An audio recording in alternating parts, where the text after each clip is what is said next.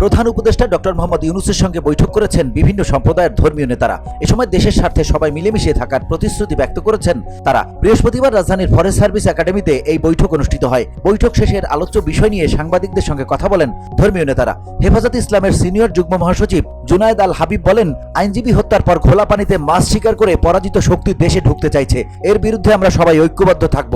হেফাজতে ইসলামের মহাসচিব সাজিদুর রহমান বলেন, পাশের দেশে সাম্প্রদায়িক সম্প্রীতি নেই, এদেশে মুসলমান হত্যার পরও সাম্প্রদায়িক দাঙ্গা হয়নি, দেশের সম্প্রীতির ব্যাপারে প্রচার করুন, দেশের স্বার্থে ঐক্যবদ্ধ রয়েছি। শায়েখ আহমদুল্লাহ বলেন, সংখ্যালঘুদের নির্যাতনের ব্যাপারে আমাদের আলাদাভাবে মনোযোগী হওয়া প্রয়োজন। আমাদের মধ্যে কোনো বিভেদ নেই, যারা বিভেদ দেখানোর চেষ্টা করছেন তাদের কথায় বিভ্রান্ত হওয়া যাবে না। রামকৃষ্ণ মিশনের মহাজন স্বামী হরি প্রেমানন্দ বলেন, বৈঠকে ধর্মীয় সম্প্রীতির বিষয়ে আলোচনা হয়েছে। আমরা নিরপেক্ষ ও অসাম্প্রদায়িক বাংলাদেশ চাই, এই সম্প্রীতি রক্ষার বিষয়েই আলোচনা হয়েছে।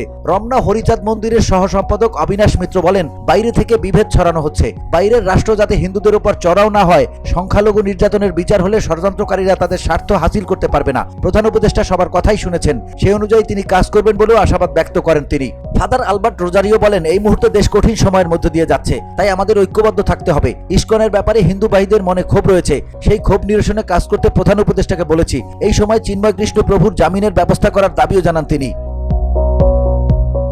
BOD Bangla news desk.